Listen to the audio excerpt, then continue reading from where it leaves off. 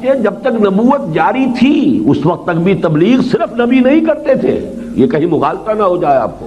حضور نے تبلیغ کی ہے حضرت ابوبکر کو، اور پھر امت کے چوٹی کے 6 افراد کو کون کھینچ کر لایا ہے؟ ابوبکر لایا ہے رضی اللہ تعالی عنہ۔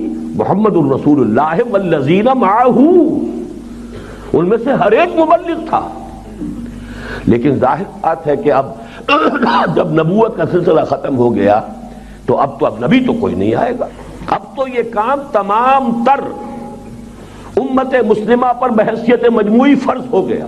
میں نے جان بوجھ کر فرض کا لفظ استعمال کیا ہے، یہ کوئی نفل نہیں ہے، یہ کوئی اضافی نیکی نہیں ہے، یہ بنیادی فرض ہے، اس لیے کہ حجت قائم کرنی ہے پوری نوع انسانی پر بحیثیت مجموعی اس امت مسلمہ کو، کہ وہ یہ کہہ نہ سکے قیامت کے دن کھڑے ہو کر کہ اللہ تیرے دین کے ٹھیکیدار تو یہ تھے، تیرے نبی کے ٹھیکیدار یہ بنے پھرتے تھے، یہ بڑے لہک لہک کر گایا کرتے تھے سارے نبیوں سے افضل ہمارا نبی، لیکن ان بدبختوں نے نہ دین پر خود عمل کیا نہ ہم تک پہنچایا، بلکہ اپنے وجود سے، اپنے طرز عمل سے، اپنے کردار سے، اپنے پورے نظام زندگی سے سب سے بڑی رکاوٹ بن گئے ہمارے اور تیرے درمیان۔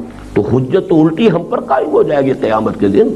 خدا یہ کہ ہم حجت قائم کرتے، اپنی توانائیاں، اپنی قوتیں، اپنی صلاحیتیں لگائے اس کام کے لیے کہ اللہ کے پیغام کو عام کرنا ہے، پھیلانا ہے، پہنچانا ہے۔